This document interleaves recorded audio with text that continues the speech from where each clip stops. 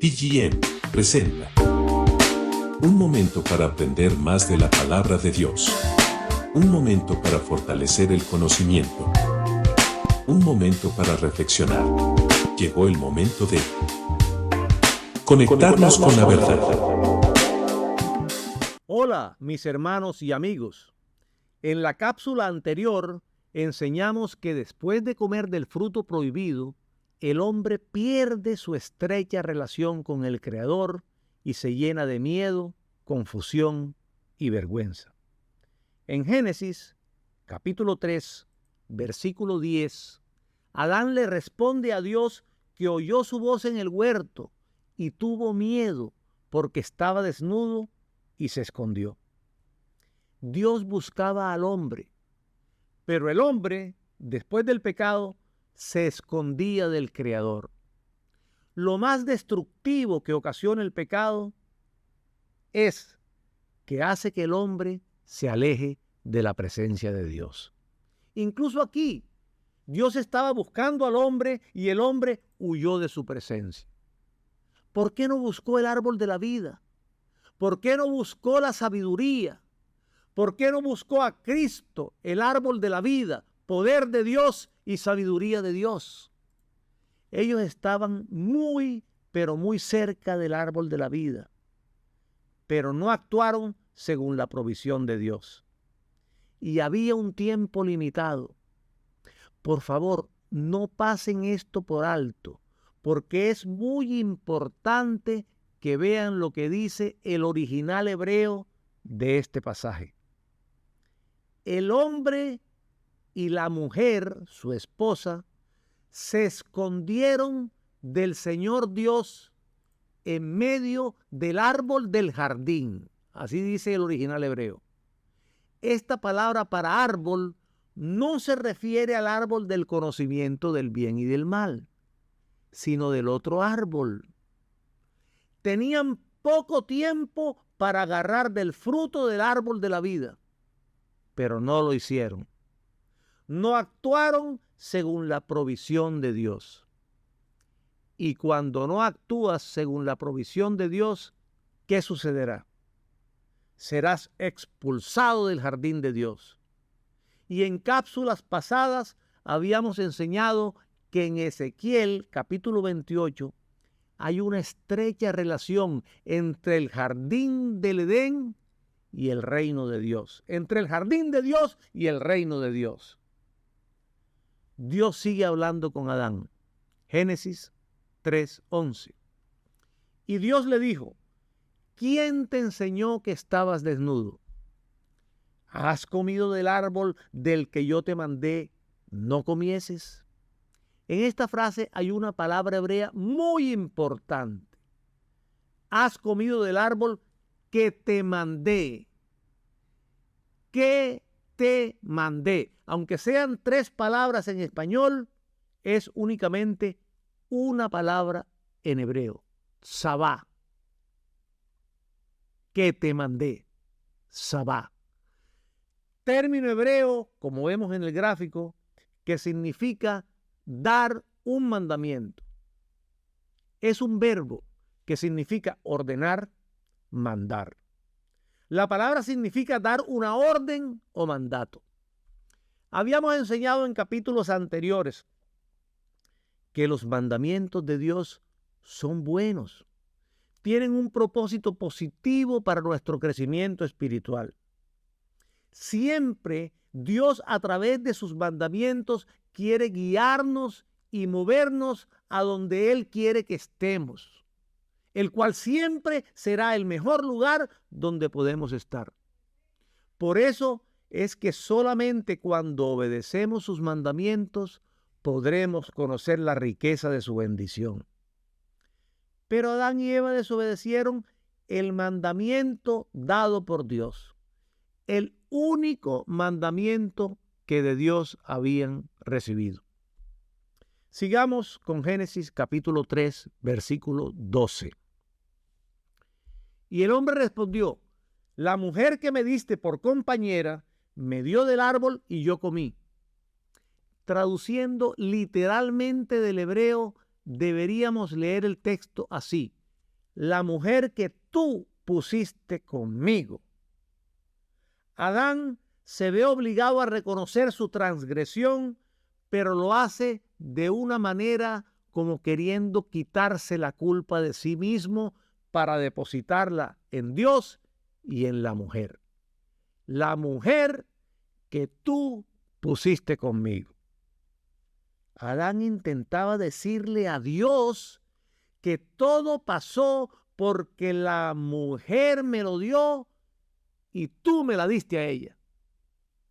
Adán está insinuando el hecho de que ese pecado en verdad se inició por culpa de Dios. Espero que ustedes al oír esto se den cuenta de cuán ofensivo es esto a nivel teológico. Dios no puede pecar y nunca tentará a nadie para que peque.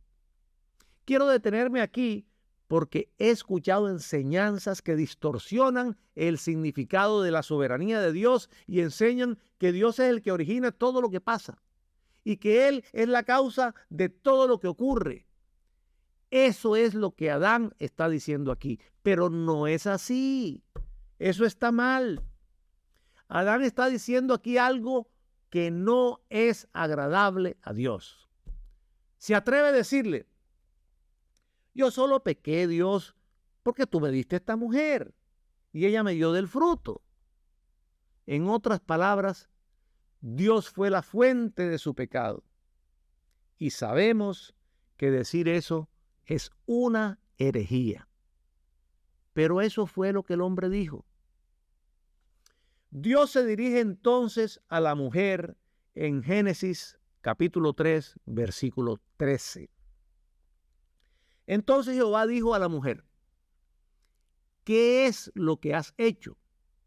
Y dijo la mujer: la serpiente me engañó y comí. Qué fácil fue para la mujer echarle la culpa a el Nahash, serpiente. Ella responde como si no advirtiera que no solo había pecado al comer del fruto, sino que había hecho una labor diabólica al seducir a Adán para que comiera también. En lugar de confesar la gravedad de su pecado y avergonzarse de él, se excusa y le echa la culpa al Nahash de lo que había hecho.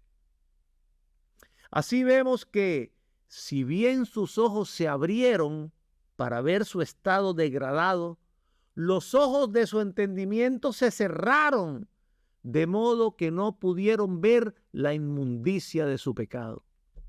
Y al mismo tiempo, sus corazones estaban endurecidos por causa de su engaño. Continuemos con Génesis capítulo 3, versículo 14. Y Jehová Dios dijo a la serpiente: por cuanto esto hiciste, maldita serás entre todas las bestias y entre todos los animales del campo. Sobre tu pecho andarás y polvo comerás todos los días de tu vida. Fíjense que Dios ahora no le pregunta nada al Nahash, serpiente, puesto que él ya lo sabía todo. Por eso de inmediato le dice: por cuanto esto hiciste, maldita eres tú, más que todas las otras criaturas del campo. Y procede a maldecir a la serpiente. La consecuencia del pecado es la maldición. La consecuencia de la obediencia, la bendición. En Deuteronomio capítulo 11, del versículo 26 al 28, Dios nos pone a escoger entre la bendición y la maldición. La bendición si oímos sus mandamientos y la maldición si no los oímos. Prosigue la maldición contra el Nahash diciendo: sobre tu pecho andarás. Algunas versiones colocan la palabra vientre en lugar de pecho, y eso está bien. Pero la raíz de esta palabra significa doblarse. Y en este caso particular, Dios obliga al Nahash, serpiente, a doblarse hasta el polvo. ¿Y qué intenta decirnos la Escritura? Es algo con respecto a la obediencia. Y la respuesta la encontramos en Salmos capítulo 147, versículo 6, que nos enseña que Dios levanta a los humildes, levanta a aquellos que son obedientes a su palabra. Por otro lado, Dios dobla, abate y humilla a los impíos hasta el polvo de la tierra. El salmista es muy claro en afirmar que cuando caminas en obediencia a Dios, estás en un llamado hacia arriba, en un camino ascendente. Pero cuando somos desobedientes, cuando nuestra vida se basa en el engaño, cuando no amamos a los demás, cuando queremos dar muerte a otros, seremos abatidos. Y es lo que vemos aquí cuando Dios le dice a Satanás: te moverás sobre tu vientre, serás abatido, te doblarás, no serás levantado por Dios, sino que serás doblado hasta el polvo de la tierra. Génesis capítulo 3, versículo 14, finaliza con la frase: y polvo comerás todos los días de tu vida. Aquí quiero resaltar el término hebreo afar que vemos allí, que significa polvo. Cuando Dios formó al hombre en Génesis capítulo 2, versículo 7, lo formó del afar, del polvo de la tierra. Lo formó de una sustancia inerte, de una sustancia muerta. Afar. Inmediatamente después de que Adán fue formado del polvo de la tierra, afar, aún no había vida en él. Inicialmente fue un polvo inerte de la tierra que Dios moldeó con sus manos. Solo hubo vida en el momento que Dios sopla sobre Adán el espíritu que había creado en Génesis 1:27 y el alma que lo hace un ser viviente. Adán, sin el alma y sin el espíritu, es simplemente un cuerpo muerto. Cuando el hombre desobedeció a Dios, cayó sobre él una sentencia de muerte que lo llevará nuevamente al afar, al polvo. El hombre volverá al afar. El hombre volverá al polvo de la tierra. Queda claro entonces que la palabra afar, o sea, polvo de la tierra, tiene que ver con la muerte. Es algo que está separado del espíritu de vida. Así que la maldición que Satanás va a recibir es que él va a ser doblado por Dios hasta el afar, hasta el polvo de la tierra, y va a ser obligado a arrastrarse comiendo todos los días de su vida del afar, al que podríamos llamar el residuo de la muerte. Es una maldición que lo obliga a comer de ese residuo de la muerte todos los días de su vida. Finaliza la maldición a Satanás: todos los días de tu vida. La sentencia de muerte sobre Satanás es clara. La frase todos los días de tu vida indica que Satanás tiene sus días contados. Tuvo un principio y ahora tendrá un final. Así que Satanás está siendo vinculado a la consecuencia del pecado. ¿Y cuál es la consecuencia del pecado? La muerte. Sigamos con Génesis 3, versículo 15. Y pondré enemistad entre ti y la mujer, y entre tu simiente y la simiente suya. Esta te herirá en la cabeza y tú le herirás en el calcañar. Es interesante notar que el texto bíblico dice entre ti y la mujer. ¿Por qué no con el hombre? Este hecho tiene implicaciones teológicas importantes. La serpiente y la mujer se habían tratado recientemente con mucha familiaridad, con mucha amistad, conversando sobre el fruto prohibido para llegar posteriormente a un acuerdo. En ningún momento se indica que la mujer se sorprendió al ver que una serpiente hablara. Nunca se indica que se asustó o se alejó.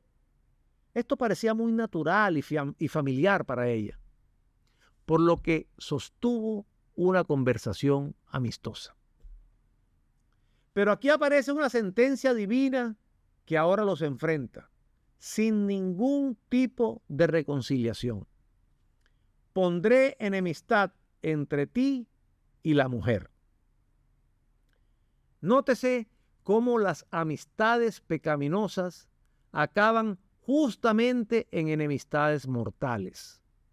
Los que se unen en la maldad no estarán unidos por mucho tiempo. Fruto de esta enemistad entre la serpiente, el Nahash y la mujer es el conflicto continuo entre el reino de Dios y el reino del diablo en el corazón de los hijos de Dios. La continua lucha que existe en este mundo entre los impíos y los piadosos. Continúa el texto bíblico. Y entre tu simiente y la simiente suya. Comienza aquí una perpetua batalla entre el reino de Dios y el reino del diablo. Entre la simiente de la mujer y la simiente de la serpiente. La simiente de la mujer se refiere a la descendencia de la mujer que eventualmente traerá a un Salvador que derrotará al mal y al pecado en el mundo. Este texto es una profecía mesiánica que se cumplió con la llegada de Jesucristo, quien nació de una mujer, María, y derrotó al mal y al pecado mediante su muerte y resurrección. Por otro lado, la simiente de la serpiente hace referencia a aquellos que son enemigos de Dios y se oponen a su obra en el mundo, sean seres humanos o seres espirituales. Son aquellos que siguen el camino del pecado y están en rebelión contra Dios y en oposición a la obra redentora de Cristo. Por esta razón, el mismo Cristo enseñó en Juan capítulo 15, versículo 18, el mundo los aborrecerá. El mundo tipifica aquí a la simiente de la serpiente, que aborrece y es enemiga de los verdaderos creyentes. Entre más nos parezcamos a Cristo, mucho más seremos aborrecidos por los enemigos de Dios, por el mundo.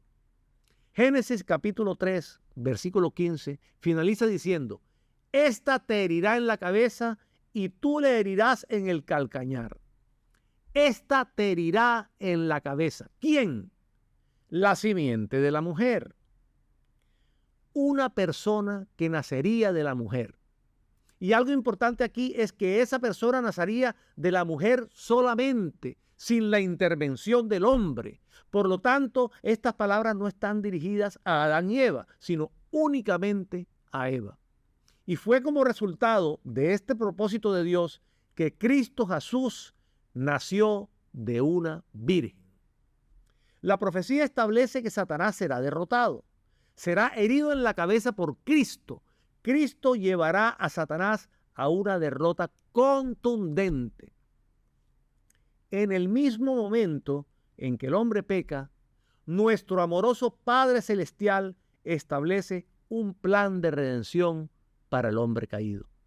Una redención a través de su Hijo unigénito, quien se hizo hombre para quitar el pecado mediante su propio sacrificio y para destruir al que tenía el poder de la muerte, esto es, al diablo. Por tanto, Cristo Jesús hiere su cabeza, destruye el poder y señorío de Satanás sobre la humanidad, librando a los seres humanos de su poder y llevándolos a Dios. Y Satanás hiere su calcañar. Así lo dispuso Dios, para que la salvación del hombre pudiera llevarse a cabo mediante la muerte de Cristo. La próxima semana explicaremos con detalle el significado de la frase «La serpiente te herirá en el calcañar». Bendiciones y cielos abiertos.